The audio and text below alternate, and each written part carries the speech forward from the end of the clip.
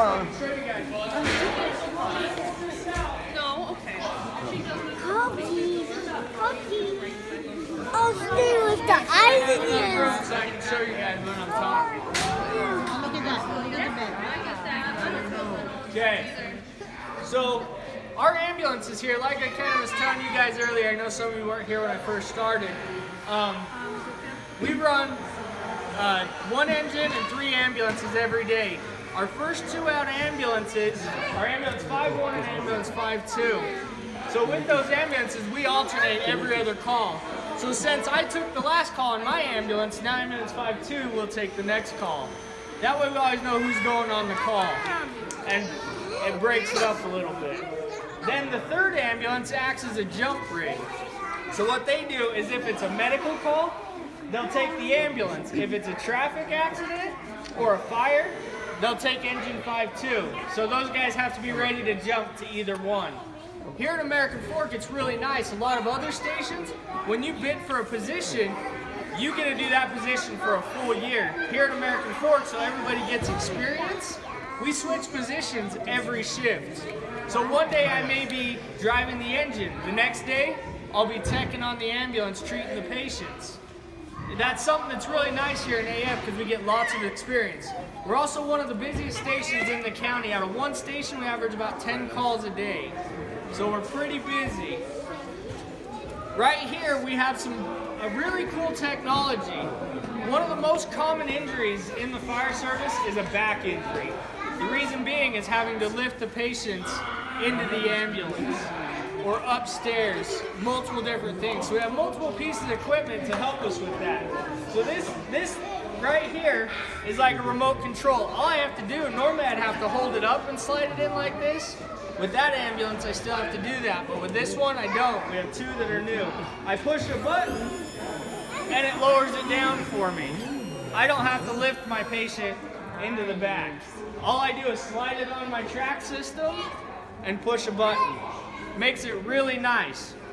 This stretcher here is rated for 700 pounds.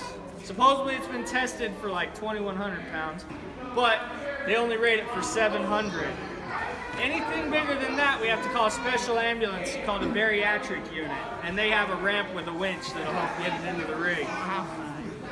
So this is basically when you guys call 911, I don't want you as kids or you as adults to be scared to get in the back of our ambulances. We have in the back of these ambulances, it's like a mini doctor's office. We have basically everything we need to get you to the hospital in stable condition. We have multiple pieces of technology and equipment to help you guys.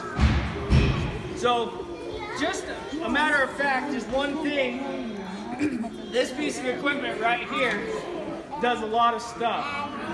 You guys have any idea of how much this piece of equipment costs, right? Probably $6,000. It's about as much as most cars these days. About $30,000. Just this piece.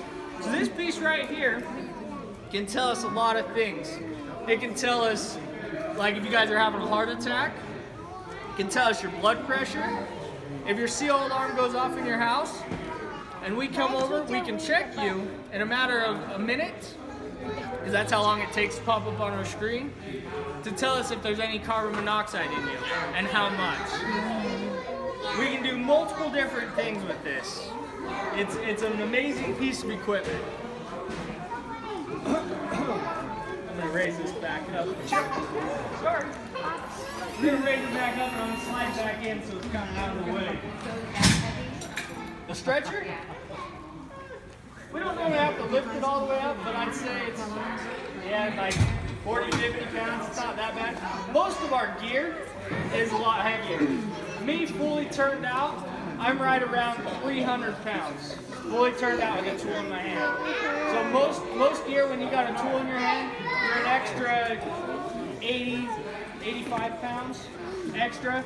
And then if you throw a hose pack on your shoulder, you're looking another 25 to 35 pounds. So it's just depending. You guys want to see the lights on? So I'm going to turn on the lights for you guys. Want to see the lights? Nobody has any conditions, right, that's going to cause them to seizure or anything like that? Okay. I did that faster. You're going to turn on the lights? Spencer. It's gonna be cool. Well, Soraya probably remembers that. Yeah.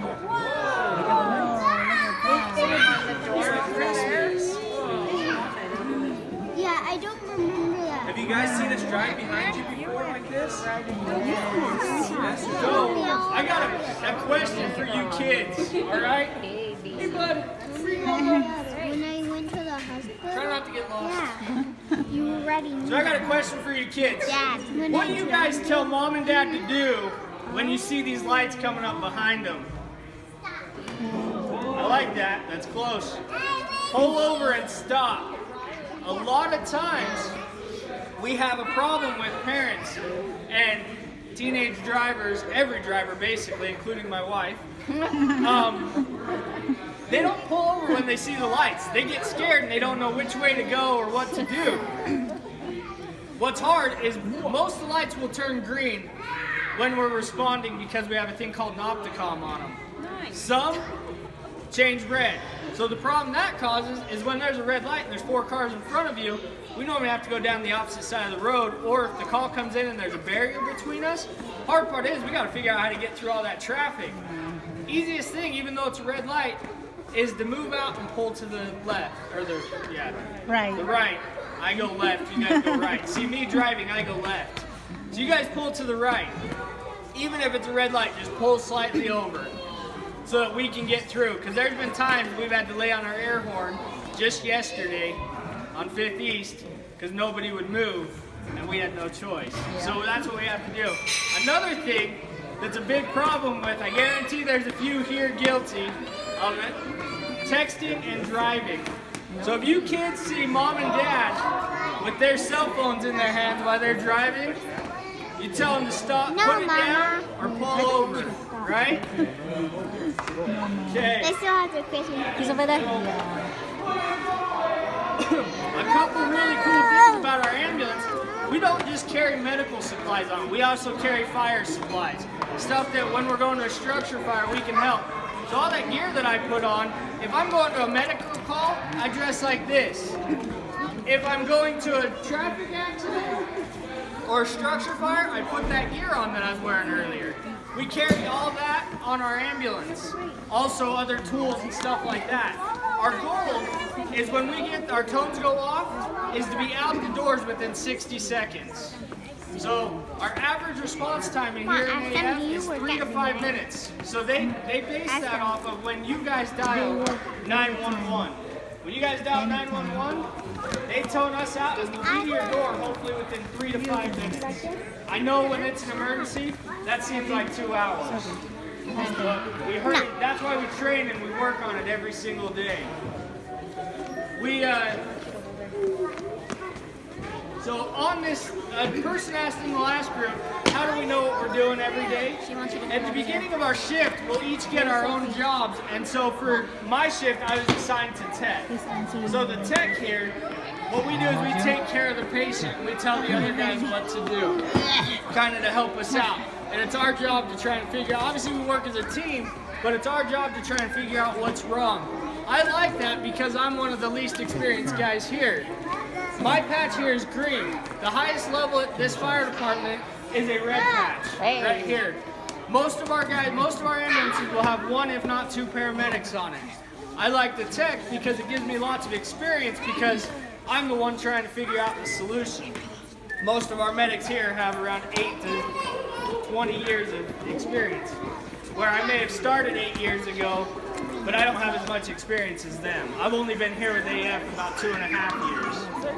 So I enjoy teching. My partner here, his job is the airway. So he takes care of any of the airway issues if I tell him that we have an airway issue.